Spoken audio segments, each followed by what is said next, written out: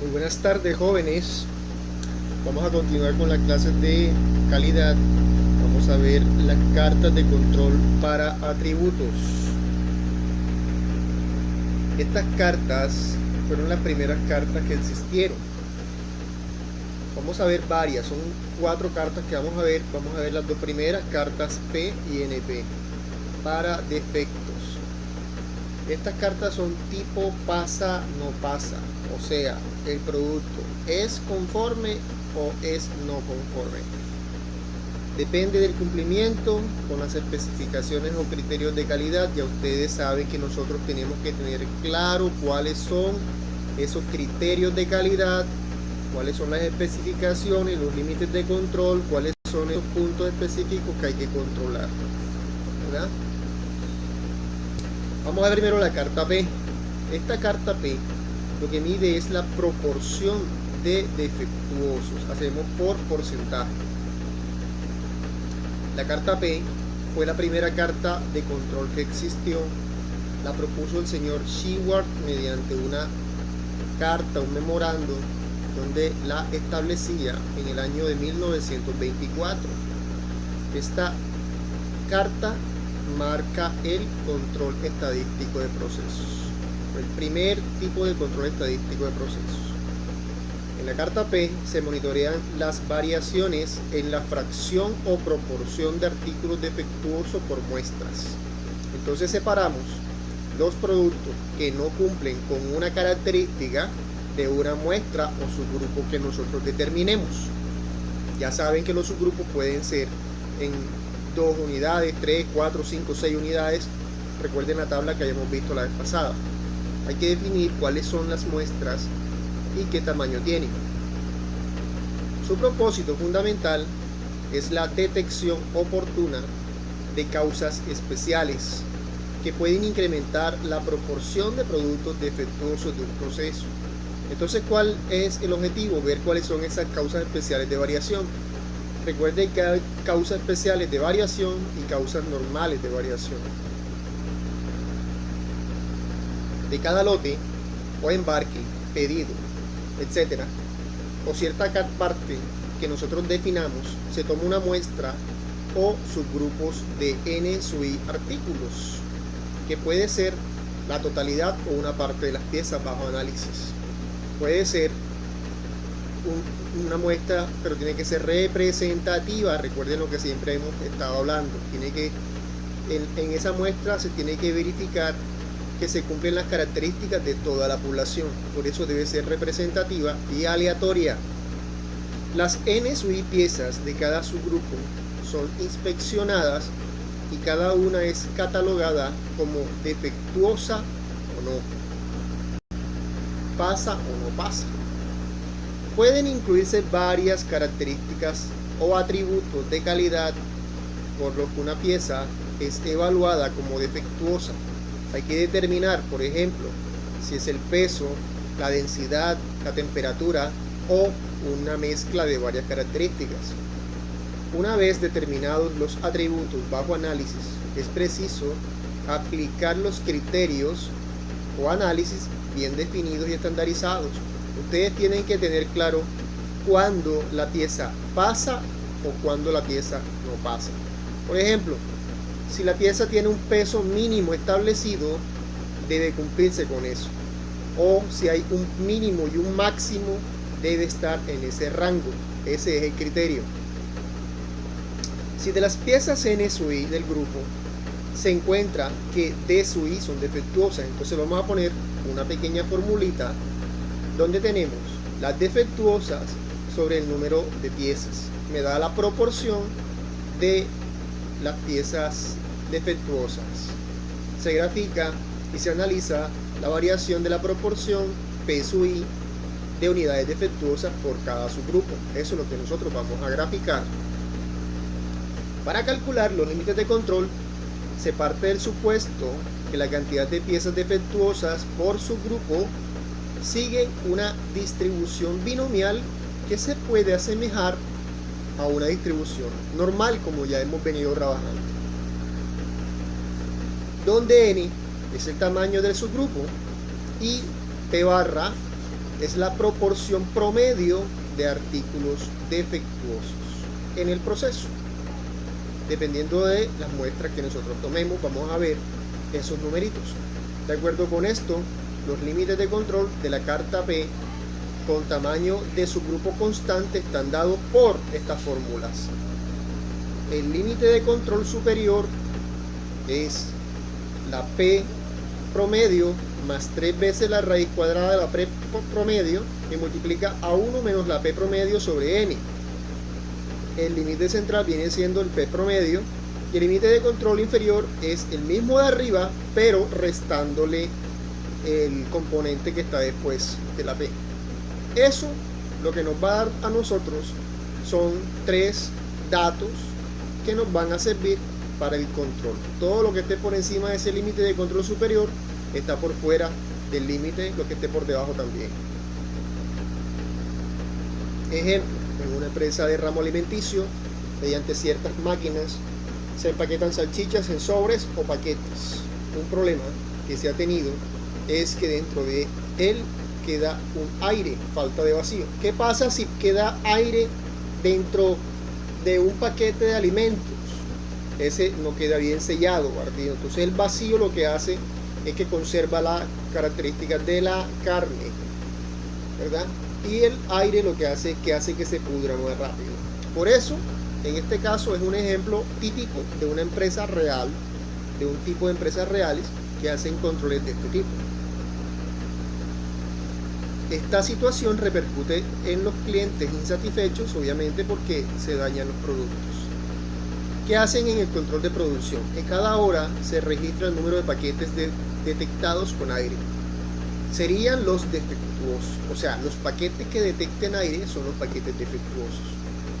Y del contador de la máquina se obtiene el total de paquetes NSUI durante esa hora.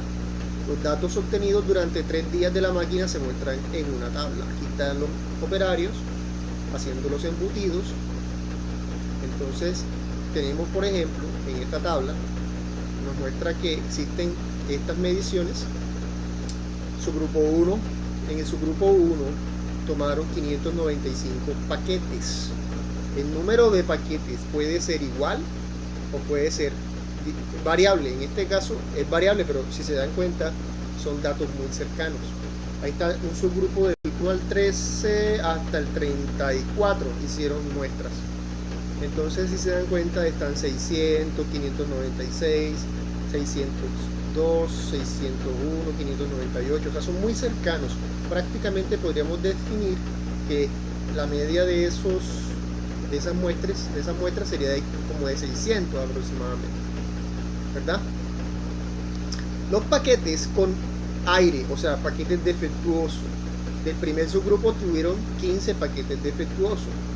El segundo subgrupo 5 paquetes defectuosos, así sucesivamente. Aquí podemos ver que en la muestra 12 tuvieron 17 paquetes defectuosos, que fue lo máximo, lo más grande, ¿verdad? Y lo más pequeño, creo que fueron dos paquetes defectuosos en la muestra. Ahí vamos haciendo como conclusiones solamente con la tabla, ¿verdad? La proporción de paquetes defectuosos aquí está calculada. Aquí está la proporción 0.025, proporción del primer subgrupo. Sería simplemente 15 sobre 595. Que seguimos y llegamos hasta 40 subgrupos.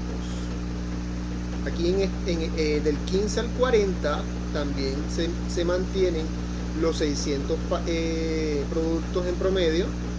Vemos que del 15 al 40 el número de paquetes defectuosos máximo creo que fue el 36, el de la muestra 36 con 15 paquetes defectuosos, y el más bajito también es 2 en la muestra 25 con 2 paquetes defectuosos, y está la proporción también de esos paquetes.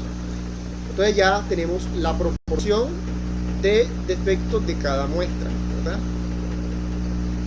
Se obtiene que el número total de paquetes inspeccionados fue de 23.942, y de estos 257 paquetes tuvieron el problema de falta de vacío, o sea que tenían aire, por lo que la proporción promedio de paquetes defectuosos está dado por el promedio.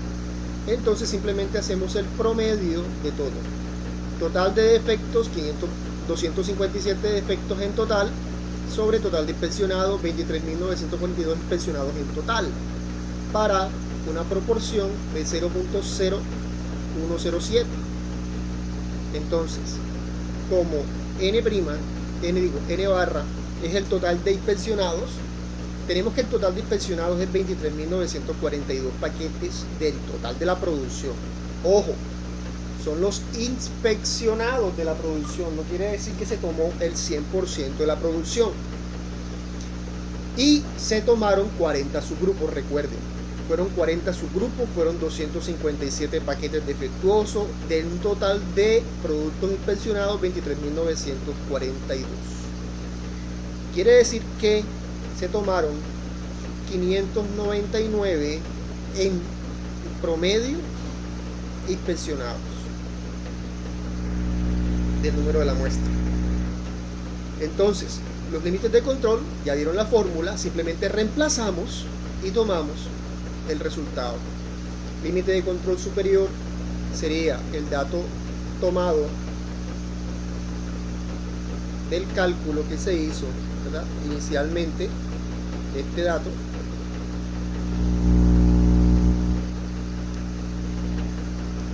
sobre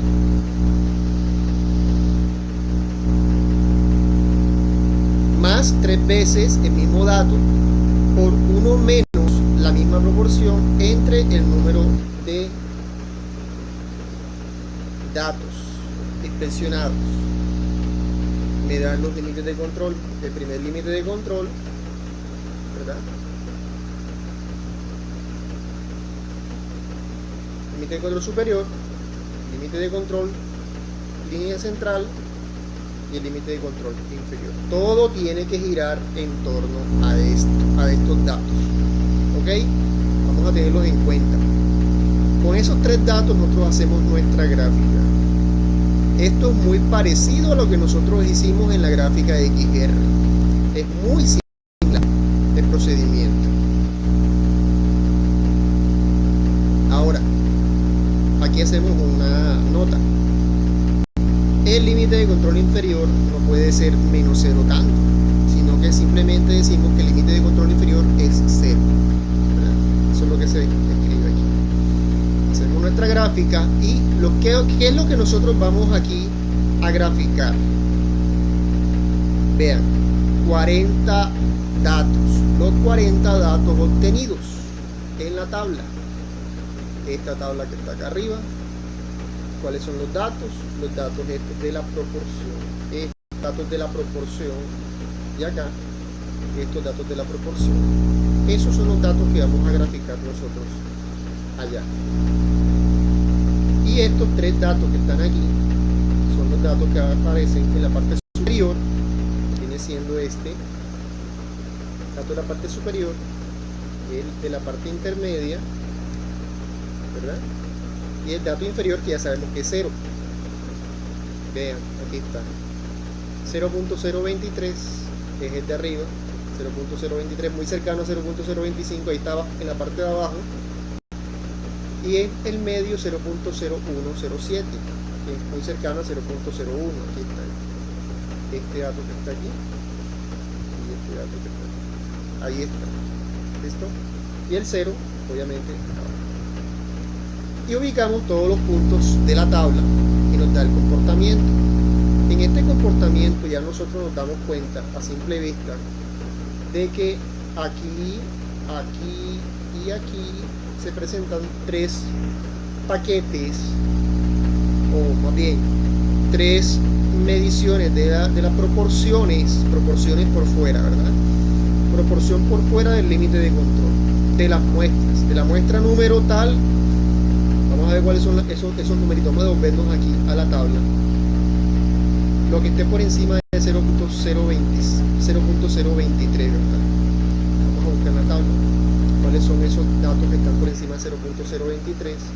0.023, miren, entonces aquí está 0.025, está por encima. ¿Qué otro dato está por 0.023? Vamos a ver cuál otro. 0.023, mira aquí. Está este. ¿Qué otro hay? 0.023. Falta uno. Míralo acá. Entonces, ¿cuáles son? Los de la muestra número 15, ¿verdad? Muestra número 15, muestra número 17 y creo que la número 1. Es su grupo número 1. Su grupo número 1 es su grupo número 12, casi número 12, que fueron 17 productos defectuosos. Y es su grupo número 37 con 15 productos defectuosos. Ya sabemos en la tabla cuáles son los subgrupos que tuvieron proporciones por encima de los límites de control. Sigamos entonces. Las conclusiones nos dicen: en esta se aprecia que el proceso de empaquetado no fue estable, ya que las proporciones de los subgrupos 1, 2 y 36 rebasan el límite de control superior. 1, 2 y 36. Estuvimos viendo acá 1, efectivamente, 12, efectivamente. Ah, sí, era 36, aquí me equivoqué yo. No marqué las gafas, caramba. Entonces 36, 12 y sí, señor, efectivamente. De ahí se desprende que durante el empaquetado de esos subgrupos el proceso funcionó en presencia de causas o situaciones especiales que por lo general no están presentes en el proceso y que causaron que la proporción de defecto fuera normalmente grande. Además de lo ya considerado, no hay ningún otro patrón no aleatorio en la carta. ¿Cómo así que no hay ningún otro patrón? Si se dan cuenta, aquí abajo los resultados giran en torno al dato central. Solamente los únicos casos especiales son esos tres que están por allá arriba. No hay una tendencia, ¿verdad? No hay una escalerita que se esté acercando al límite, no hay. ¿Hay una secuencia de datos por encima? Tampoco. ¿Datos por debajo, secuencia? Tampoco. Entonces no hay ni tendencia ni secuencia. Hay tres datos especiales. Por eso decimos que lo que vamos a medir son los datos especiales de variación.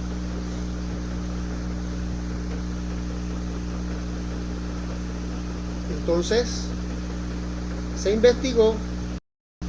Vamos a ver las conclusiones. Me dice que se desprende que durante el proceso hay unas causas especiales, no hay ningún otro patrón. Al investigar lo ocurrido en los subgrupos 1, 2 y 36, se encontró que durante esas horas se cambió el rollo de la película plástica del empaque, ya que porque se terminó o porque se empezó a empaquetar en otras presentaciones. Se investigó en otras máquinas y se encontró una situación similar. A partir de esto se adquirió conciencia de que no había un método estandarizado para cambiar la película, pues cada operador usaba un criterio. Entonces ya sabemos que lo que pasó aquí, el problema se presentó fue en el alistamiento de la máquina, ¿verdad? Cuando íbamos a hacer un cambio de características de los productos. Entonces lo que tenemos que tener claro en esa empresa, que hay que hacer un procedimiento específico para hacer el alistamiento de la máquina. Este fue entonces el análisis que hicimos de la carta P. Se dan cuenta que es sencillo. Ahora hay que hacer unos ejercicios sobre esta carta que les voy a mandar ahí en el grupo, y continuaremos con la otra carta que también hay que conocer.